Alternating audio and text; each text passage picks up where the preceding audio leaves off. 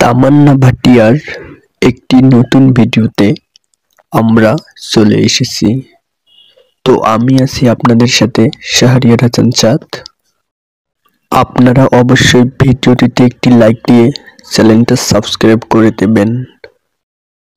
তো যাওয়া যাক অভিনেত্রী তামান্না ভাটিয়ার আলোচনায়। তামান্না ভাটিয়া তিনার 21শে ডিসেম্বর 1989 সালে বম্বের মহারাষ্ট্রে জন্মগ্রহণ করেন। তার বাবা মা হলেন সন্তোষ এবং রজনী ভাটিয়া। আনন্দ ভাটিয়া নামে তার এক বড় ভাই আছেন। তিনি সিধি হিন্দু বংশের বৌদ্ধ এবং মুম্বাইয়ের মানিক চিটকোটার এডুকেশনাল ট্রাস্ট স্কুলে পড়াশোনার জন্য পড়াশোনা করেছেন। 13 বছর বয়সে তিনি অভিনয় শিখতে শুরু করেন এবং এর জন্য পিটি থিয়েটারে যোগ দেন, যেখানে তিনি মঞ্চ পরিবেশনায় যোগ দেন। ফিল্ম ইন্ডাস্ট্রিতে প্রাথমিক অভিজ্ঞতা অর্জনের পর সংখ্যাতান্ত্রিক পর তিনি তার পর্দার নাম পরিবর্তন করে তামান্না রাখেন। তিনি 2005 সালে তামান্না অভিজিৎ সাওয়ন্তের অ্যালবামে মিউজিক ভিডিও লাভজামে অভিনয় করে বিনোদন জগতে তার যাত্রা শুরু করেন। পরবর্তীতে তিনি হিন্দি চলচ্চিত্র জাতসার অভিনয়ের চেহারাতে প্রকাশ করেন, যা দুর্ভাগ্যবশত বক্স অফিসে ভালো পারফর্ম করতে পারেনি।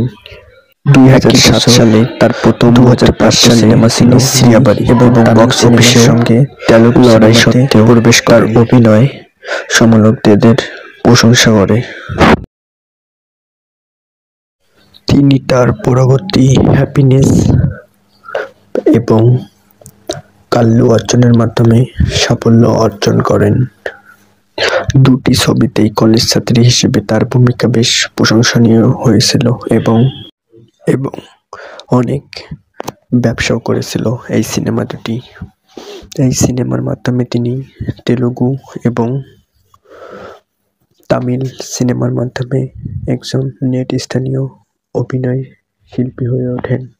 আবার তিনি 2008 সালে কালীগু সিনেমার সাথে তেলুগু সিনেমায় প্রভাব বিস্তার করতে থাকেন এবং রেডি এবং রেনিও একটি উল্লেখযোগ্য চরিত্রে অভিনয় করেন।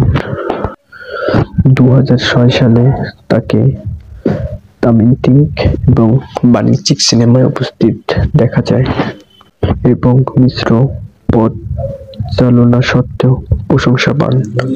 তিনি কন্টেন্ট স্টাম্প কন্টেন্ট এই সিনেমায় অভিনয় করেছিলেন এবং একটি সমালোচনা যা পর্যটকদের প্রশংসা অর্জন করেছিল, কিন্তু বক্স অফিসে শুধুমাত্র মাঝারি সাফল্য অর্জন করেছিল। সুরিয়ার সাথে আয়ান একটি বাণিজ্যিক হিট ছিল, যা শিল্পে তার মর্যাদাকে আরো দৃঢ় করে।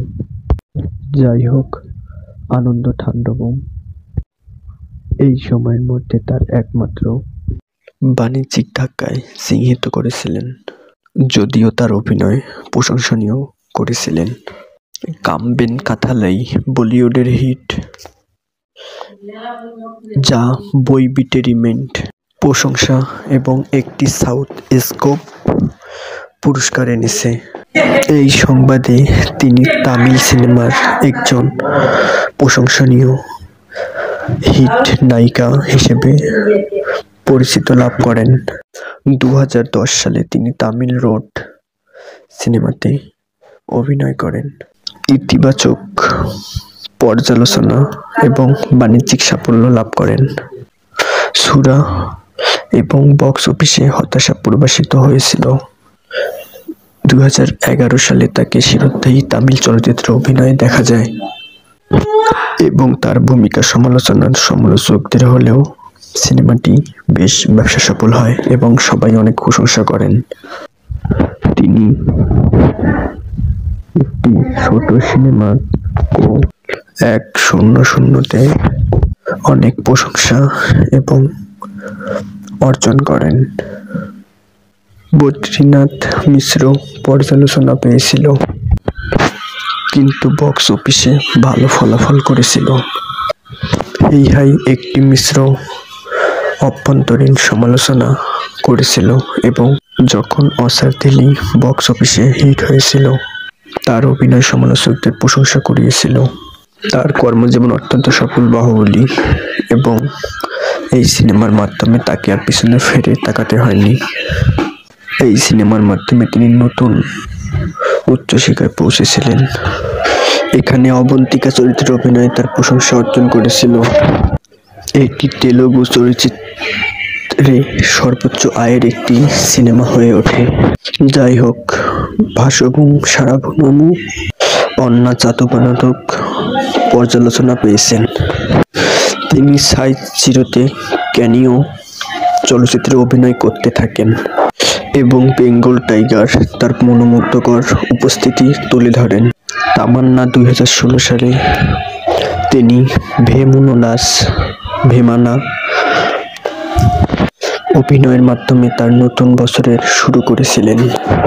তার পরবর্তী রিলিজ ছিল ভাঙচুর ওপেনি, যা 2011 এর নাদারদন সিমভিন্স অভিনেতা।